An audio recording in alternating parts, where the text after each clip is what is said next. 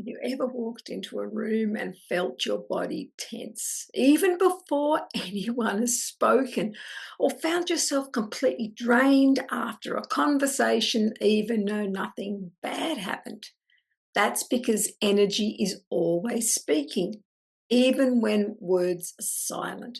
And if you're someone who feels deeply, who notices mood shifts, body language, or the undercurrents unspoken, you're already reading energy. But the real question is, are you doing it in a way that serves you, or are you unknowingly absorbing what doesn't even belong to you?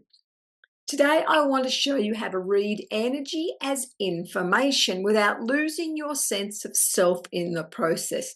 Because staying open and sovereign is a soul skill, and it's one that will support you everywhere, from family dinners to global news cycles. Hi, I am Robin Plem, your transformational guide, here to support you on your path of personal and spiritual growth. As the author of Awake, Aware, Conscious, I've crafted tools and insights to help you break free from limiting beliefs and connect to your highest potential. Now, in this video, I'll share some powerful practices to embrace the changes you've been longing for. And don't forget to subscribe for more videos in this series. If it resonates with you, then hit like and leave a comment. All right, so let's start with something foundational. You are not meant to be carrying everything you sense. Being empathic or intuitive doesn't mean you're here to absorb or to fix what's in the room. That's often a wound-based response learned in childhood, where your safety depends on being hyper attuned to others. But mature energetic awareness, that is soul-led. It's about receiving the information, but not merging with it. Think of it like a weather report. You don't become the rain because you notice it's cloudy. You decide, do I bring an umbrella? Or do I go out today? Or do I stay home and rest? Now, this is the mindset shift that allows you to stay clear, to stop reacting and start responding. How do you know if you've slipped from reading to absorbing? Well, you're more than likely going to be feeling responsible for fixing everyone's emotional state. Your mood drops without a clear reason. You lose track of your own needs in the group setting. You overthink your words or freeze. You feel wired but tired after being with people.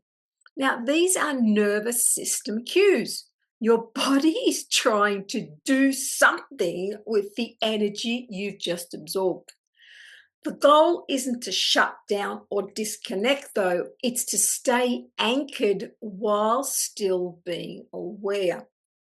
So let's walk through 3 ways to stay present, intuitive, and energetically sovereign. All right, so tool number 1 is anchor before you enter. Now, before you walk into a space, whether that's a Zoom conversation, a call, family gathering, group meeting, doesn't matter what, you pause. Place your hand on your chest or your belly and say with intention, this is me. This is my energy. I choose to stay grounded in myself. Now, it takes about 5 seconds, but it sets the field. So don't just say it and then barge on in. Get yourself sorted ahead of time. Now, tool number 2 is feel, don't fuse. All right, when you notice shift in the room, whether that's tension, sadness, scattered energy, acknowledge it silently. So something's moving in here. It's not mine, but I can witness it. It might be true for others, but it is not true for me. Now, you're building a boundary between awareness and identification. Think of yourself as a rock in the stream. A rock does not fight the current, it lets it flow around it. So try it at your next meeting or social event. Let the energy pass by rather than through you. Now, tool number 3. After being in a shared space, give yourself 2 to 3 minutes to clear.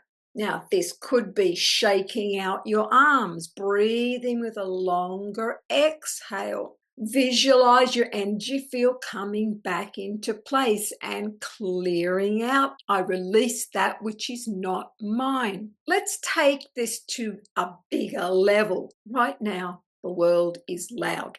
It's chaotic.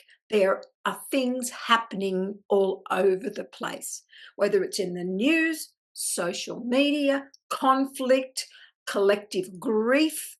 It's easy to get pulled into a wave of despair, urgency, or fear.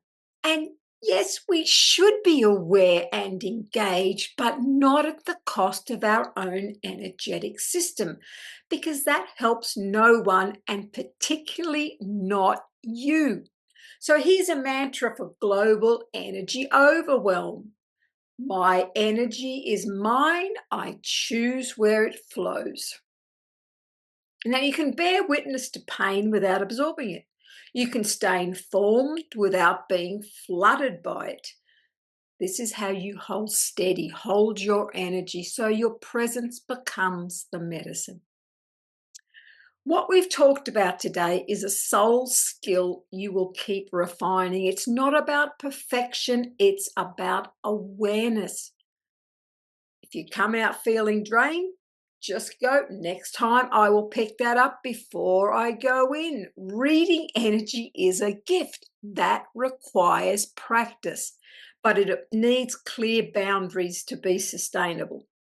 So next time we are going to go deeper. What if it's you who's supposed to go first? For those who've been waiting for permission, approval, signs, or external stability, let's shift from waiting to leading, because as your energy shifts, your life shifts, and how you hold that change will shape what comes next. See you there.